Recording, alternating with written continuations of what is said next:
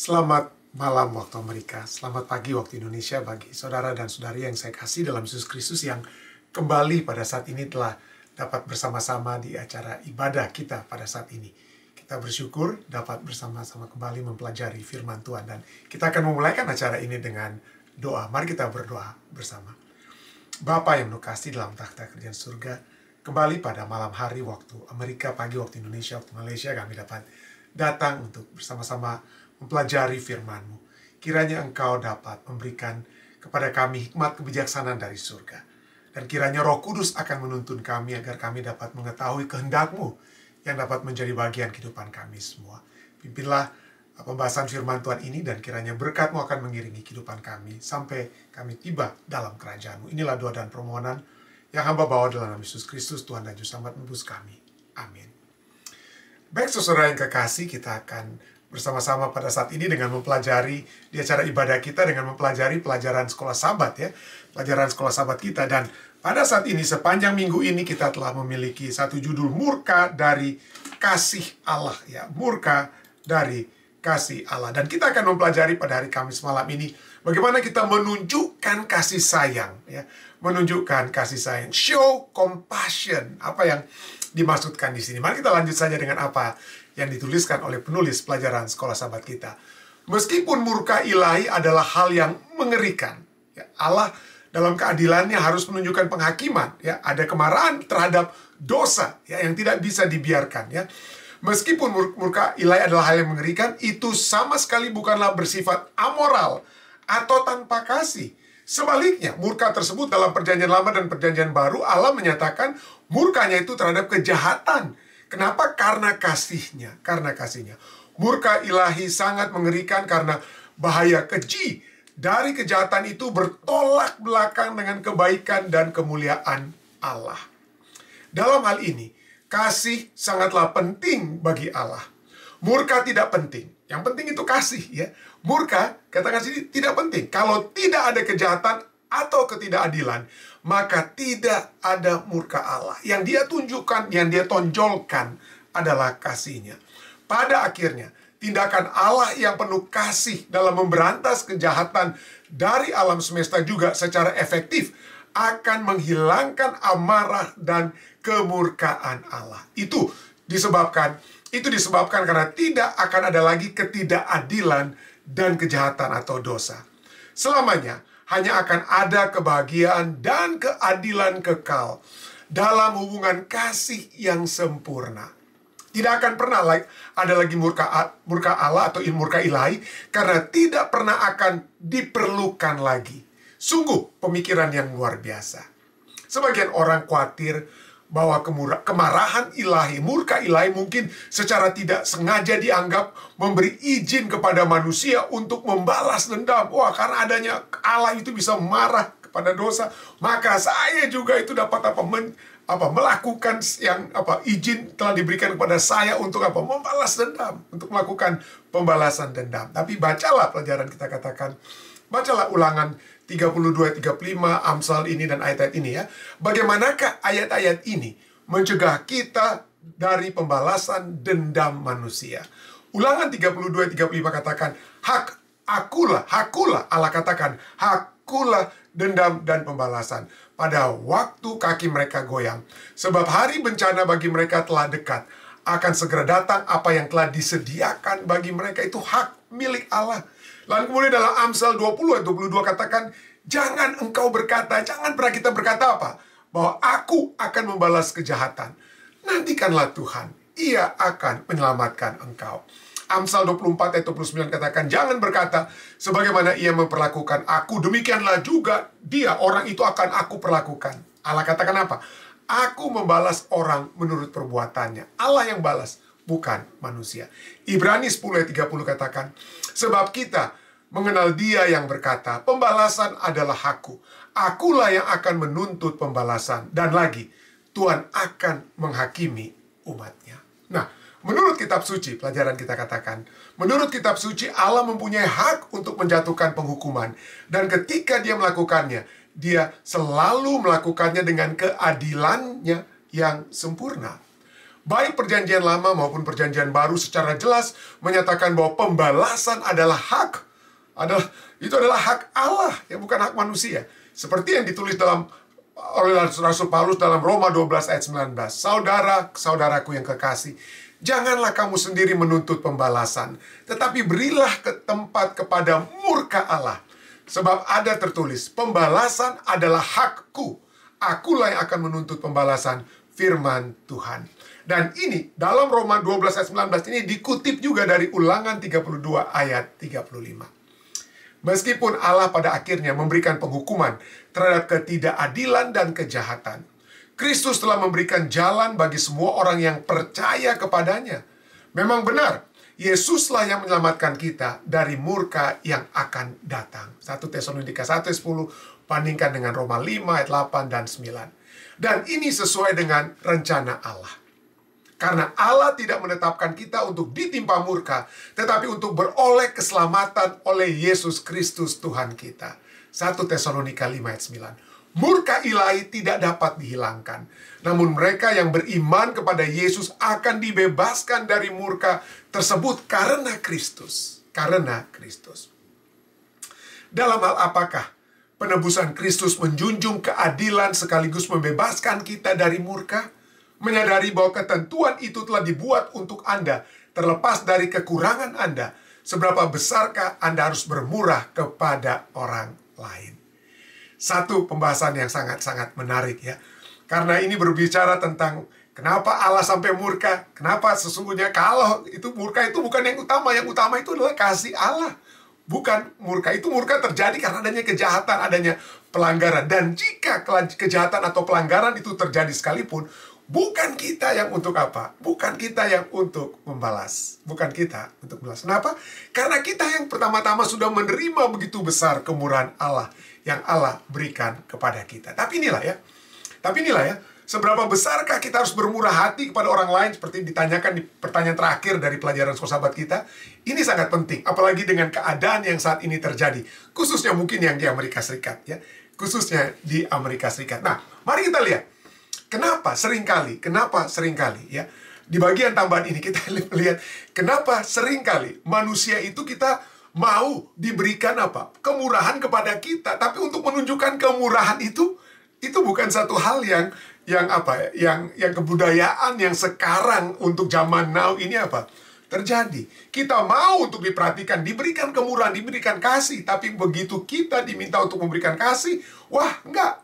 Saya belum cukup itu dipenuhi dalam kehidupan saya. Kepentingan saya itu belum cukup, ya. Dan kita seringkali juga dalam hal inilah, dan kita hubungkan dengan tadi pembahasan kita bicara tentang apa? Bahwa kita yang melakukan apa? Keadilan. Allah katakan, keadilan itu adalah milik Allah. Penghukuman, ya, penghukuman itu adalah, pembalasan dendam itu adalah milik Allah. Tapi inilah ya, saat ini kita seringkali lupa, ya. Saya akan perjelas kenapa apa yang sedang saya bicarakan saat ini. Kita lupa bahwa kita menerima belas kasihan. Tapi begitu belas kasihan yang kita terima itu, kita lihat kepada orang yang kita anggap tidak seharusnya menerima, maka kita seakan-akan apa? Menentang belas kasihan yang dapat diberikan kepada orang lain. Seperti perumpamaan Tuhan Yesus, ada seorang yang hutangnya sangat besar, diampuni oleh sang raja. Tapi begitu ada orang lain yang telah berutang kepada orang tersebut, yang tadinya banyak hutang pada raja, dia tidak mau mengampuni orang yang berhutang sangat sedikit kepada dia. Tapi inilah manusia, ya. Kenapa? Karena segala sesuatu itu adalah berpusat kepada diri saya. Saya tidak mau dirugikan, ya. Orang lain boleh rugi, jangan saya. Itulah me first culture, ya. Kita yang diutamakan, me first culture, ya.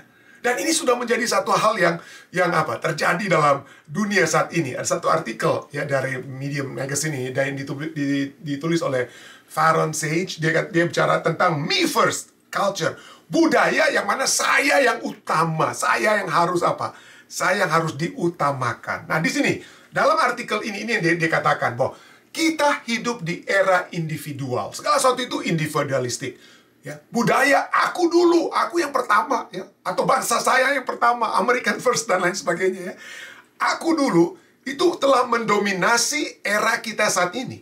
yang kini telah menyebar sebagian besar pelosok dunia yang saling terhubung secara global. Apa ini me first ini? Me first ini mengagungkan individualisme dan pemenuhan diri, ya.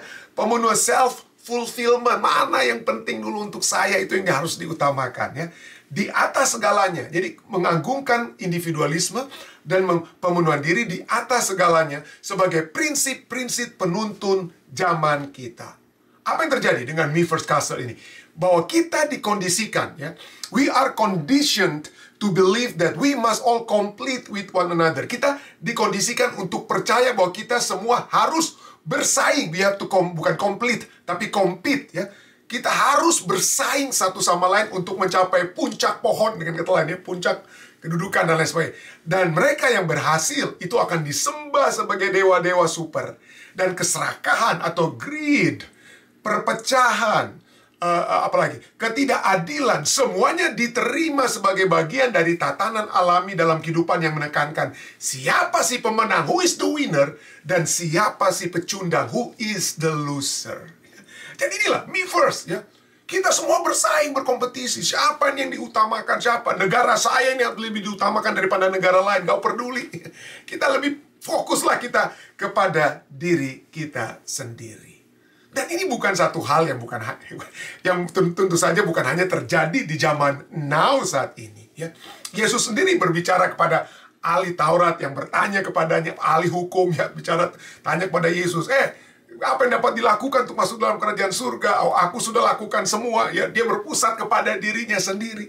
Lalu kepada mereka yang percaya kepada diri mereka sendiri, yang berpikir bahwa mereka lah segala telah melakukan yang dapat dilakukan di dalam diri mereka sendiri. Yesus memberikan perumpamaan tentang orang Samaria yang apa? Baik hati. Ada orang Yahudi yang dirampok, dalam keadaan sekarat di pinggir jalan, ya. Tersekarat, hartanya uang dan segala macam sudah diambil. Dia dalam keadaan sakit dan lain. Tapi kemudian apa?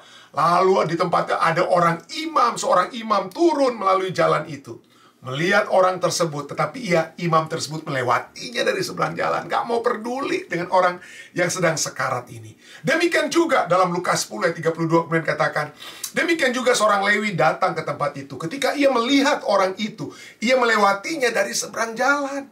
Tidak diperhatikan. Lalu kemudian datanglah seorang Samaria yang musuhnya orang-orang Yahudi ini. Ya, dia tidak melihat nih orang ini yang sedang sekarat nih orang Samaria atau orang Yahudi. Dia nggak lihat. Datang seorang Samaria ini yang sedang dalam perjalanan ke tempat itu. Dan ketika ia melihat orang itu, tergeraklah hatinya oleh belas kasihan. Nah, pertanyaannya, kita sudah sering bahas tentang, kita sudah pernah menyinggung sedikit tentang, banyak kali, mungkin bukan hanya sedikit, banyak kali kita pernah singgung tentang perumpamaan ini. Tapi inilah ya, belas kasihan itu, zaman sekarang ini sudah tidak lagi sesuatu yang manusia utamakan. Yang penting saya berbelas kasihan untuk diri saya sendiri. Fokus kepada diri saya sendiri. Apa perbedaan antara imam dan orang Lewi dengan orang Samaria ini? Apa bedanya mereka? Ini dia bedanya. Seorang imam dan seorang Lewi yang lewat tersebut, yang tidak buat apa-apa. Apa yang mereka tanyakan dalam dirinya itulah, kalau saya bantu orang ini, apa yang nantinya akan terjadi dengan saya? Ya. Mungkin pakaian saya kotor, mungkin saya jadi masalah, mungkin saya nanti saya nggak bisa lari kalau ada perampok itu masih ada di sini, dan lain sebagainya. Jadi berfokus kepada diri mereka sendiri. Apa yang nantinya terjadi dengan saya? Sedangkan orang Samaria tersebut, gantinya dia berfokus kepada dirinya. Dia berfokus kepada orang yang sedang sekarat. Apa yang nantinya terjadi dengan dia? Dia tidak peduli tentang dirinya. Kemudian apa yang terjadi? Dia balut orang ini, dia naikkan ke atas ontanya dan lain sebagainya, ya. Lalu kemudian dia urus semua. Dia tidak peduli dengan uangnya harus dikeluarkan untuk kasih pengobatan daripada orang yang sekarat. Dia tidak peduli dengan dirinya. Dia peduli dengan orang yang sekarat, yang dia tidak kenal, yang sedang sekarat di pinggir jalan. Dan inilah ya, kenapa saya bawa ini dia. Karena sekarang ada begitu banyak hal-hal yang mengkhawatirkan yang mungkin sedang terjadi di Amerika Serikat. Khususnya salah satu masalah yang terbesar di Amerika Serikat saat ini adalah masalah keimigrasian. Masalah keimigrasian. Ya, saya tahu ada yang sedang ribut di Facebook ya. Saya sudah sempat lihat-lihat sedikit tentang wah ini ada orang ini kok apa sama sesama orang Indonesia seperti apa ya, anti kepada orang Indonesia yang tidak memiliki surat dan lain sebagainya. Tapi harus kita lihat bahwa memang mari kita sedikit singgung hal ini ya. Masalah keimigrasian di Amerika Serikat itu tentu saja hal yang cukup rumit ya. Dalam satu bukunya Christian Border ya, penulis ini ya, Daniel Carroll, dia menulis bahwa masalah keimigrasian di Amerika itu sangat rumit. Ya, misalnya, banyak orang, rumitnya ini apa? Ini banyak orang sangat menentang imigrasi ilegal. Jadi mereka tidak suka ada orang datang dari luar Amerika, datang ke Amerika dan tinggal kemudian secara apa? Ilegal ya, yang tidak punya surat untuk dapat tinggal dan bekerja. Ya, banyak yang sangat menentang imigrasi ilegal. Namun mendatangkan keuntungan dari murahnya tenaga kerja yang dihasilkan oleh imigrasi ilegal ya. Dan masalahnya menjadi lebih rumit ya. Ada orang yang bilang wah anti imigran, tapi sesungguhnya pebisnis Amerika itu yang orang-orang kaya itu yang memperkerjakan para imigrasi ilegal ini pun mereka beruntung. Kenapa? Karena mereka bisa dapat biaya yang murah sekali dari illegal immigration tersebut ya. Dan masalahnya kemudian, apa menjadi masalah? Dan masalahnya menjadi lebih rumit ketika orang Amerika menyadari bahwa banyak imigran yang tidak berdokumen adalah orang-orang Kristen yang benar-benar taat.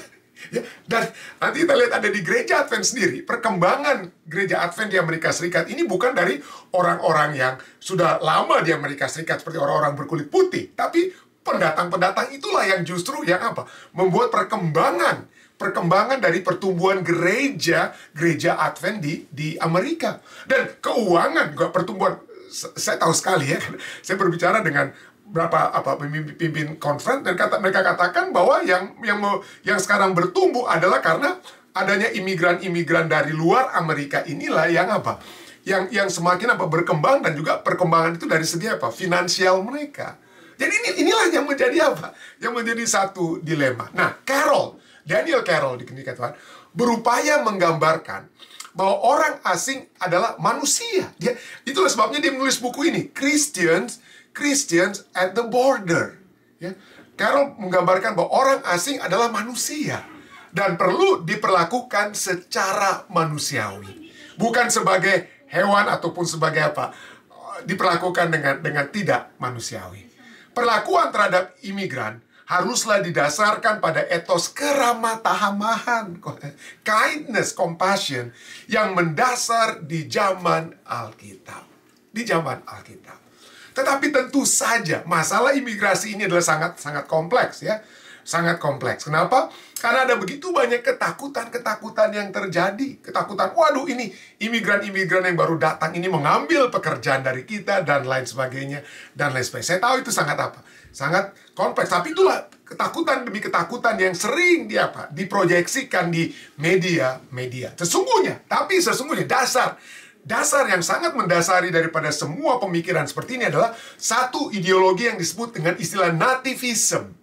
Nativism ini dari segi perkataannya itu dapat diartikan sebagai kebijakan untuk melindungi kepentingan penduduk asli atau penduduk yang sudah established, yang mapan terhadap kepentingan para imigran. Jangan sampai kita dirugikan. Ya, jangan sampai pekerjaan kita diambil oleh imigran, apalagi yang ilegal dan lain sebagainya. Jadi ada orang-orang yang mereka berkata, oh sayalah yang membangun negara ini. Ya, walaupun terus terang Amerika Serikat itu tidak semuanya yang datang ke Amerika Serikat itu adalah para pendatang ya. Tetapi ada suara-suara yang katakan kami pendatang dari Eropa, dari Inggris, tapi kamilah yang mendirikan negara ini. Kamilah yang membentuk negara ini. Tetapi sekali lagi, yang kemudian melanjutkannya itu adalah semua yang telah datang dari berbagai penjuru dunia. Pemikir-pemikir yang membangun bersama Amerika Serikat ini. Tapi itulah ya, nativism ini adalah orang-orang yang merasa bahwa mereka lah penduduk, dalam tanda kutip, penduduk asli daripada Amerika Serikat, walaupun yang aslinya itu adalah American Indian ya. Tapi yang nativism ini berpikir kamilah yang dari Eropa, kami dari Inggris, dari Jerman, itu kami yang orang nenek moyang kami yang datang, kamilah yang bangun. Dan inilah mereka berpikir bahwa mereka lah yang harus kebijakan-kebijakan itu haruslah untuk melindungi kami penduduk asli tersebut, ya. Dan pendatang-pendatang baru itu akan dianggap dengan apa? Kecurigaan, dengan ketakutan dan lain sebagainya. Dan harus apa? Harus ditolak. Ya, harus ditolak. Nah, inilah satu hal yang menjadi satu pertanyaan bagi kita. Adakah ini merupakan satu hal yang harus terjadi di dalam kehidupan umat-umat Tuhan, ya? Nativism, ya, ideologi bahwa ini milik saya, ini tempat saya, dan lain sebagainya, ya. Dan ini bukan hanya dapat terjadi di Amerika Serikat, ini dapat terjadi di Indonesia. Oh, ini milik orang ini milik orang Manado, ini milik orang Papua, ini milik, ya, itulah kita semua, ya. Kita semua dapat terlibat atau terjebak ke dalam pemikiran atau ideologi nativism seperti ini. Tetapi di dalam Alkitab kita lihat selalu ada perpindahan, ya. Selalu ada perpindahan. Banyak kisah dalam Alkitab yang menunjukkan kisah migrasi, ya. Perpindahan dari satu tempat ke tempat lainnya yang melintasi negeri, bahasa, budaya yang jauh. Abraham dari Ur ke Haran, lalu dia kemudian ke Kanaan, dan kemudian ke Mesir, kembali lagi ke Kanaan. Yusuf dari Kanaan ke Mesir, Musa dari Mesir, Midian, lalu kembali lagi apa? Dan seterusnya. Ruth dari Bethlehem dia ke Moab, Moab ke Bethlehem. Esther dari Yerusalem dia ke Babylon dan kemudian ke Persia. Demikian juga dengan Ezra dari Persia kembali dia apa? Ke Yerusalem. Jadi kita lihat selalu ada apa? Perputaran di dalam Alkitab. Kenapa? Ya inilah, ya. Ini memang terjadi karena kebutuhan, ya. Karena adanya kebutuhan demi kebutuhan yang seperti kebutuhan ekonomi yang terjadi. Matius 2 ayat 14 sampai 15. Bukan hanya ekonomi tapi juga security, ya. Yusuf pun bangunlah, ya. Pada saat itu dia harus lari, ya, karena masalah security. Yusuf pun bangunlah, diambilnya anak itu, Yesus Kristus, ya, serta ibunya malam itu juga, lalu menyingkir ke Mesir dan tinggal di sana hingga Herodes apa? Mati. Jadi ini adalah satu fakta, ya. Satu fakta bahwa kita semua adalah pengembara. Saya ini dari Indonesia, datang ke Amerika Serikat, tapi sebelum ke Amerika Serikat ke Ethiopia, ya. Lalu kemudian ke Amerika Serikat, tidak tahu nanti kemana. Ya, kita semua adalah pengembara. Jangan kita datang dari Indonesia, tiba di Amerika Serikat, lalu dari pertama-tama belum ada surat, ya, tapi kemudian kita dapat surat, istilah di Amerika dapat surat, ya, artinya punya green card atau jadi warga negara. Lalu apa? Jadi kita sudah jadi penduduk asli. Bagi orang penduduk asli, kita semua ini berkulit bukan putih ini juga dianggap bukan apa, ya, bukan penduduk asli gitu. Tapi pada saat kita sudah dapat surat, kita sudah dapat status istilahnya, maka kita apa? Menertawakan yang baru datang, atau kita lapor-lapor yang baru datang, ya. Kita mengecilkan mereka. Hati-hati, ya. Kita semua adalah pengembara, ya. Kita semua adalah pengembara. Dalam Ibrani 11 ayat 9 sampai 10 dan 13, karena iman Abraham tinggal dan dijanjikan, dia berpindah dari kiri kanan. Anda bisa terus baca ini, ya. Dan apa? Dia pindah, dia tidak memperoleh apa yang dijanjikan itu. Ya, hanya dari jauh ia melihatnya, melambaikan kepada apa yang dijanjikan kepadanya. Dan bahwa mereka, dan ini kalimat terakhir dari Ibrani 11 ayat 13 katakan, bahwa mereka adalah orang asing dan pendatang di bumi ini. Kalau kita berpikir bahwa saya ini orang saya orang Manado, maka saya harus tinggal di Manado. Saya orang Uni Timur, maka saya yang akan harus berkuasa di Uni Timur, bukan berkuasa di Uni Barat, dan lain sebagainya. Hati-hati, dalam kerajaan surga tidak ada coupling untuk orang Manado, tidak ada coupling untuk orang Amerika, tidak ada coupling untuk orang Uni Barat atau Uni Timur. Tidak ada, ya. Kita harus belajar untuk dapat hidup bersama di dalam dunia. Kalau kita tidak bisa hidup bersama dalam dunia, bagaimana kita bisa masuk dalam kerajaan surga? Kalau kita masih mau cari coupling orang Manado di mana, coupling orang Sumatera di mana, dan lain sebagainya, ya. Kita semua adalah pengembara yang harus dapat hidup bersama-sama. Tuhan mau supaya kita dapat bercampur baur, supaya kita dapat bercampur baur hidup dalam kerajaan surga. Nggak bisa bilang ini tempat orang putih, ini tempat orang hitam, ini tempat orang ini dan itu dan lain sebagainya. Itulah sebabnya Tuhan mau kita bercampur baur. Dan dalam Ulangan 10 ayat 19 sudah dikatakan, sebab itu dikatakan, haruslah kamu, ya, pada saat kamu sudah memiliki negerimu sendiri, kepada Musa dikatakan, ya, Ulangan 10 ayat 19, haruslah kamu menunjukkan kasihmu kepada orang asing, kepada foreigner, pendatang, imigran, ya. Sebab kamu pun dahulu adalah orang asing di tanah Mesir, ya. Seringkali kita pada saat kita tiba di Amerika, kita datang sebagai pendatang ke Amerika Serikat, imigran. Wah, kita setengah mati dengan urusan-urusan keimigrasian kita. Tapi puji Tuhan, Tuhan dapat berkati kita, dapat kita surat, ya. Tapi setelah kita dapat surat, kita lupa, bagaikan kacang yang lupa akan kulitnya ya. Kita lapor-lapor orang yang tidak punya surat dan lain sebagainya. Kita ancam-ancam mereka, kita takut, buat mereka menjadi takut. Hati-hati. Kita adalah orang asing ya. Dan seperti kepada Musa berkata kepada orang-orang Israel di zamannya, jangan sampai kalian memperlakukan orang asing itu dengan apa? Semena-mena, dengan tidak manusiawi. Kamu sendiri itu pernah menjadi orang asing di tanah Mesir. Imamat 19 ayat 34. Orang asing yang tinggal padamu harus sama bagimu seperti orang Israel asli dari antaramu. Jangan beda-bedakan. Oh, saya punya surat, kamu tidak punya surat. Saya punya ini, kamu tidak punya ini. Jangan beda-bedakan. Kasihlah dia seperti dirimu sendiri. Karena kamu juga orang asing dahulu di tanah Mesir. Akulah Tuhan Allahmu. Tapi itu ya, itulah yang Tuhan inginkan. Kita dapat apa? Dapat hidup secara harmonis dalam dunia ini. Karena dunia ini bukan tujuan akhir kita. Amerika itu bukan tujuan akhir kita. Ya, Indonesia atau dimanapun kita itu bukan tujuan akhir kita. Tujuan akhir kita itu surga, saudara. Tapi itulah ya, selama kita berarti dalam dunia ini, nativisme menyebabkan penduduk asli itu apa? Seringkali ketakutan. Seperti orang Mesir, kan kita lihat di dalam kisahnya, dalam Keluaran 1 ayat 7-10. Orang Israel itu beranak, berlipat ganda, beranak cucu, banyak. Dan ayat 8 kemudian katakan, bangkitlah seorang raja baru memerintah tanah Mesir yang tidak mengenal Yusuf. Berkatalah raja itu kepada rakyatnya. Apa yang raja itu buat? Apa pemimpin yang seringkali buat? Untuk menyatukan penduduk asli, dibuat ketakutan terhadap pendatang. Itu yang seringkali terjadi. Pendatang itu seringkali menjadi kambing hitam. Seperti orang-orang Israel dikambing hitamkan oleh Raja Mesir, pemimpin Mesir ya. Bangsa Israel itu sangat banyak dan lebih besar jumlahnya daripada kita. Walaupun itu seringkali hiperbola atau dibesar-besarkan ya. Ayat 10. Marilah kita bertindak dengan bijaksana, kata bijaksana ya. Tapi sesungguhnya dengan kejam, karena mereka dijadikan apa? Budak ya. Marilah kita bertindak dengan bijaksana terhadap mereka, supaya mereka jangan bertambah banyak lagi. Dan jika terjadi peperangan, jangan bersekutu nanti dengan musuh kita dan memerangi kita lalu pergi dari negeri ini. Jadi ketakutan adalah senjata. Senjata yang diberikan oleh para pemimpin untuk apa? Untuk melawan orang-orang yang baru atau yang datang ke negara tersebut. Itu dia.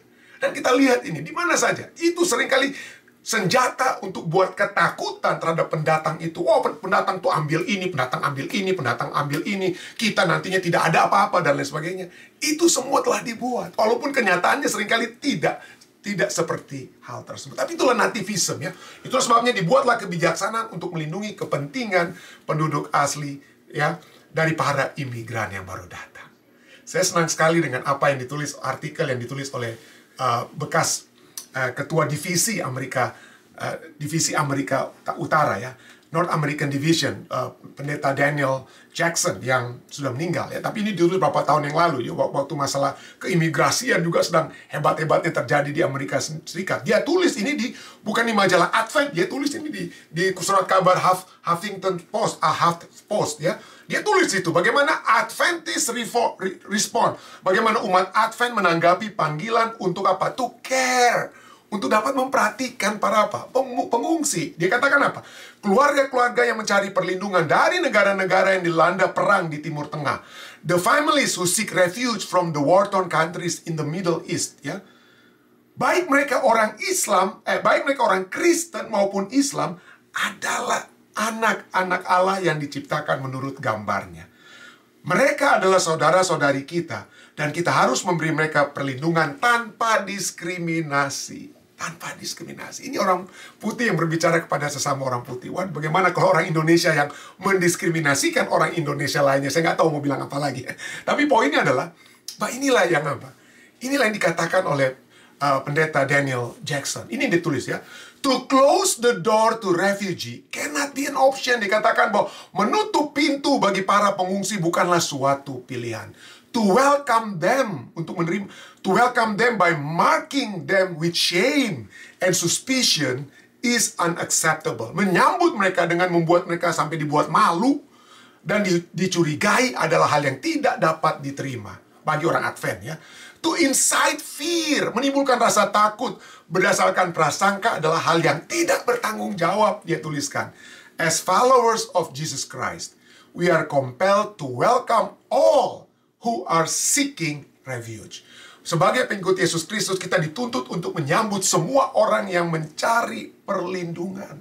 Dan dia tulis bukan berdasarkan kemauan dia sebagai orang Kanada, kemudian orang putih Kanada, yang kemudian juga diterima di Amerika Serikat, ya, menjadi warga negara Amerika Serikat juga. Tapi dia berdasarkan Alkitab. Ini dia tuliskan, throughout the Bible, God instruct mankind to welcome strangers and treat them as equals with love, care, and respect. Di seluruh Alkitab, Tuhan memerintahkan manusia untuk menyambut orang asing dan memperlakukan mereka sebagai orang yang setara dengan kasih, perhatian, dan rasa hormat. Lebih jauh dalam Matius 25, Yesus menaikkan standar dan berkata bahwa kita harus memperlakukan orang asing jauh lebih baik daripada diri kita sendiri. Kita harus memperlakukan mereka sebagaimana kita memperlakukan Tuhan. Ya, kita tahu, ya, pada saat Yesus, pada saat di Matius 25, orang-orang dipanggil, yang diterima untuk masuk dalam kerajaan surga, mereka bilang, oh, pada saat aku lapar, kamu kasih aku makan, aku haus, kamu minum, aku tidak berpakaian, kamu berikan aku. Lalu mereka katakan, Tuhan, kapan kamu buat?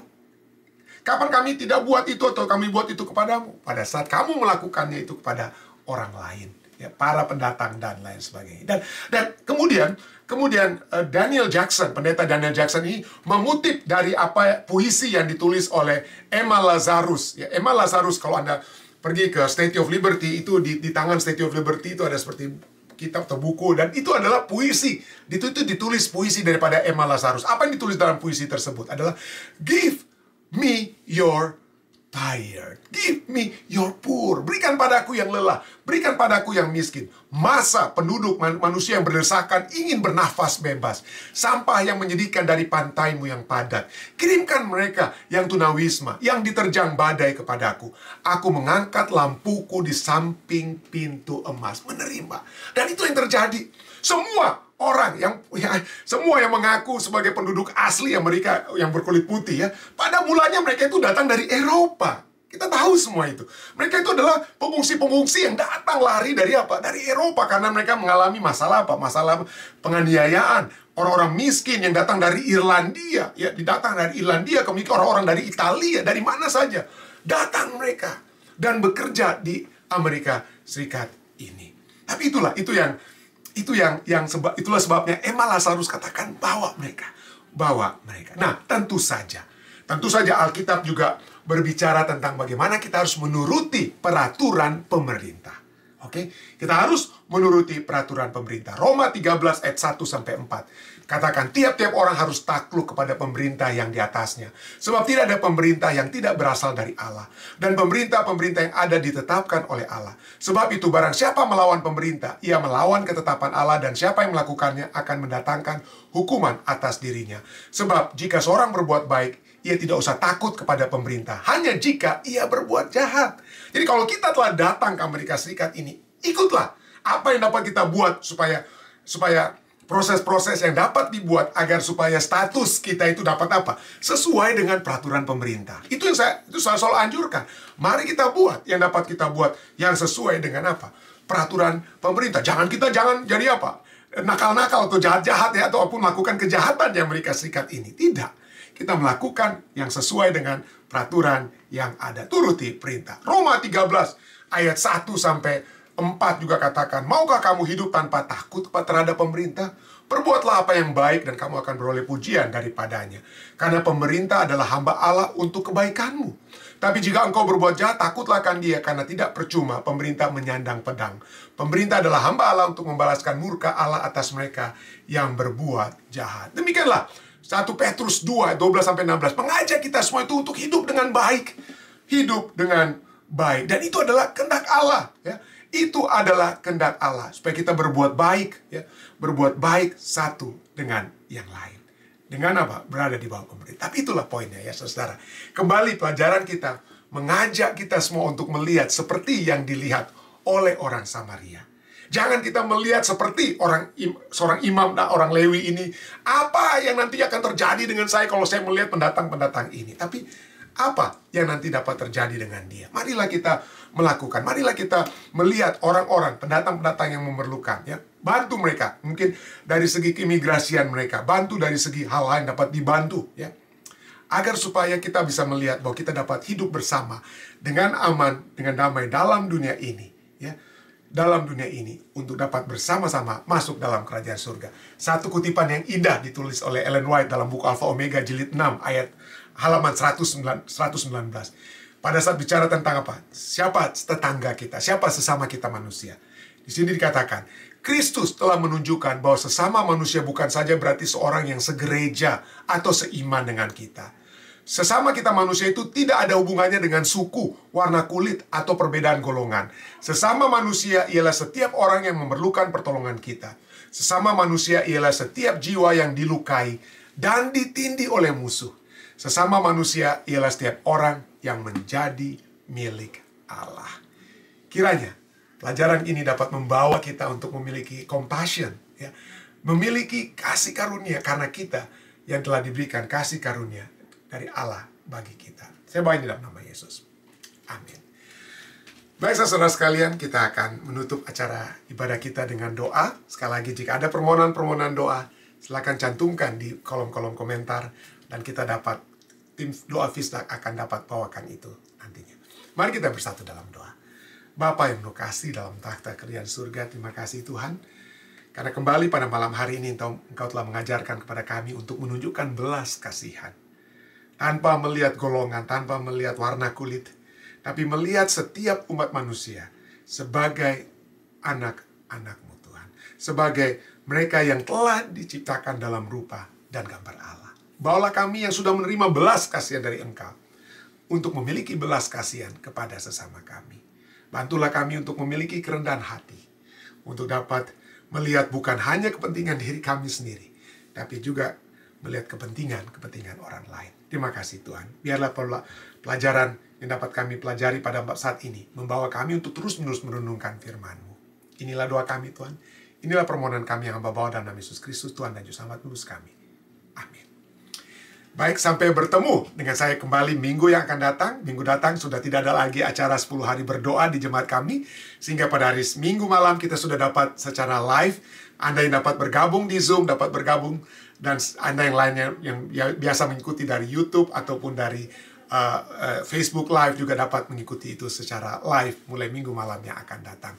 Tuhan memberkati kita semua.